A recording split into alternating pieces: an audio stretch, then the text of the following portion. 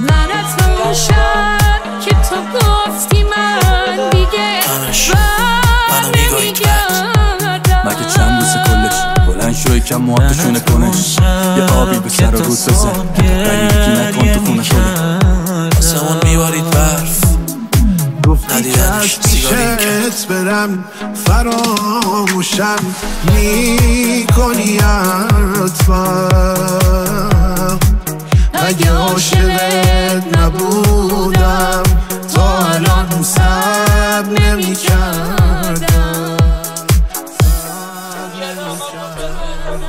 آدمو خیلی اذیتم میکنم یاد تو بودم حتی شدم تو زیبا عشق غریبه نشستی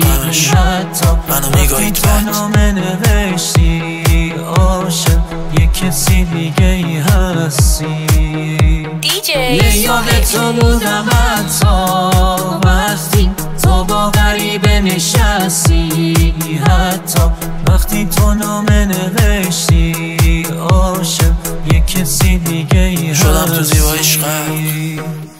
تو که چون زور زدی و گفتی منو دوستم نداری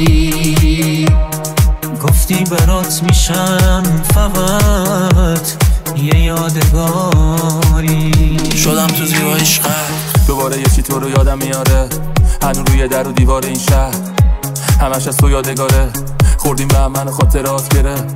تو که هیچ وقت نمیفهمی چمه این روانی میخواست با تو ته داستان بره اگه یه رو یادت نبود کار آلزایمره مگه چند روز کلش بلند شو یکم موهاتو کنش یه آبی به سر و رود بزن انقدر غریبگی نکن تو خونه کنه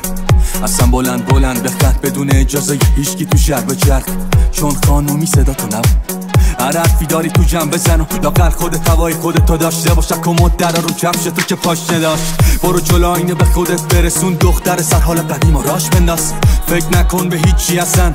یه مدت سر به هیچکی نزن یه صبر ازت مونده فقط هزاری اونم بگیرن ازت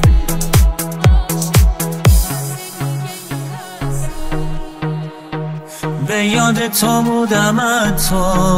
وقتی تو به یاد من نبودی حتی وقتی دلمو شکوندی حتی وقتی رفتی و نموندی